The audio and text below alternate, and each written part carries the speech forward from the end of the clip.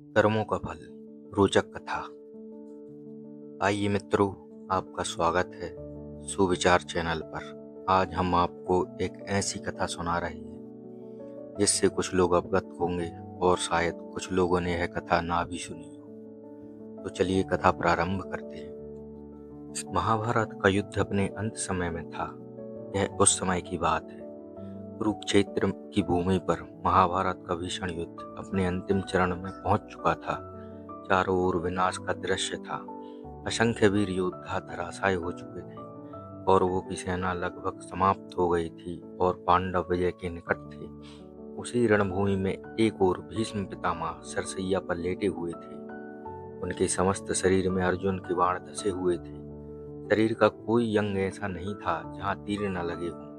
तनिक सा हिलने पर असहनीय पीड़ा होती और बाणों के घावों से रक्त रिसने लगता। फिर भी वे जीवित थे क्योंकि उन्हें इच्छा मृत्यु का वरदान प्राप्त था।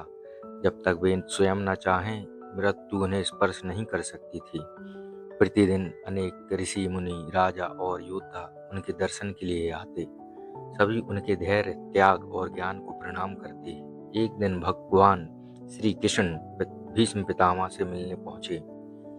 श्री कृष्ण को देखते ही भीष्म के मुख पर हल्की मुस्कान आ गई। उन्होंने धीमे स्वर में कहा, आइए प्रभु, आप तो सर्वज्ञ हैं। कृपया करके मुझे यह बताइए कि मैंने ऐसा कौन सा पाप किया था जिसका दंड आज मुझे इस भयानक पीड़ा के रूप में मिल रहा है।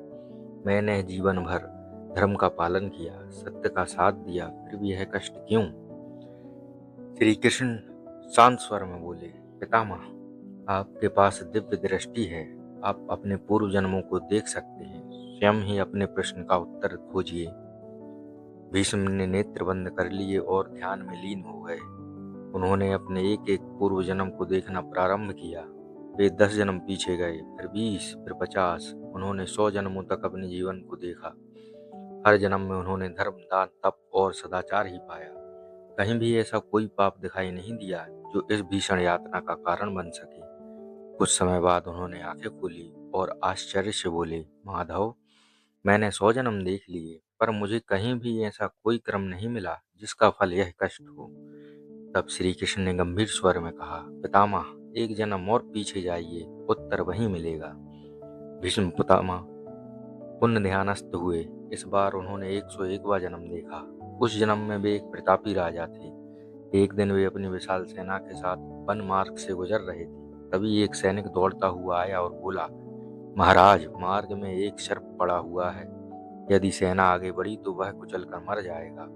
राजा ने तुरंत आदेश दिया, किसी जीव की हत्या उचित नहीं, उसे हटाकर सुरक्षित स्थान पर छोड़ दो। सैनिक ने आदेश का पालन किया। उसने सर्प को बाण की नोक पर उठाया और दूर झाड़ियों में फेंक दिया, किंतु दुर्भाग्य से वह झाड़ी अत्यंत कटीली थी। सर्प उसमें बुरी तरह उलझ गया।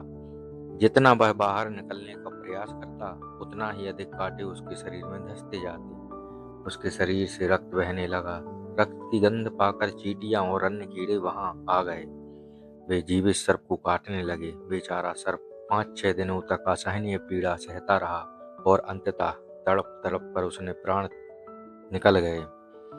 यह दृश्य देखकर भीष्म का हृदय कांप उठा। उन्होंने श्री कृष्ण से कहा, प्रभु, मेरा उद्देश्य तो उस सर्प की रक्षा करना था। मैंने जानबूझकर उसे कष्ट नहीं दिया, फिर भी मुझे इतना बड़ा दंड क्यों मिला? श्री कृष्ण करुणा भरे स्वर में बोले, तात श्री, संसार में प्रत्येक कर्म का फल अवश्य मिलता है, चाहे कर्म जानबूझकर किया जाए या अनजाने में। उसका प्रभाव समाप्त नहीं होता। उस सर्प को अत्यंत पीड़ा हुई और उसके प्राण चले गए। उसी कर्म का फल आज आपको इस सरसैया के रूप में भोगना पड़ रहा है। उन्होंने आगे कहा, आपके महान पुण्यों के कारण वह कर्म फल 100 जन्मों तक दबा रहा, किंतु जब समय आया तब उसका फल सामने आ गया। यही कर्म का अटल नियम है। फिर श्री कृष्ण बोले, मनुष्य को हर कार्य अत्यंत सावधानी, दया और करुणा के साथ करना चाहिए, क्योंकि किसी भी जीव को दिया गया दुख कभी व्यर्थ नहीं जाता। वह किसी न किसी रूप में लौटकर अवश्य आता है। भीष्म पितामह मौन होकर श्री कृष्ण की बातें सुनते रहे। उस दिन उन्हें कर्म और उसके फल का गहन रहस्य समझ में आ गया। सच ही कहा गया है, मनुष्य जैसा कर्म करता है वैसा ही फल उसे अवश्य प्राप्त होता है। जय श्री राधे कृष्णा। कृपया सब्सक्राइब जरूर करें। धन्यवाद।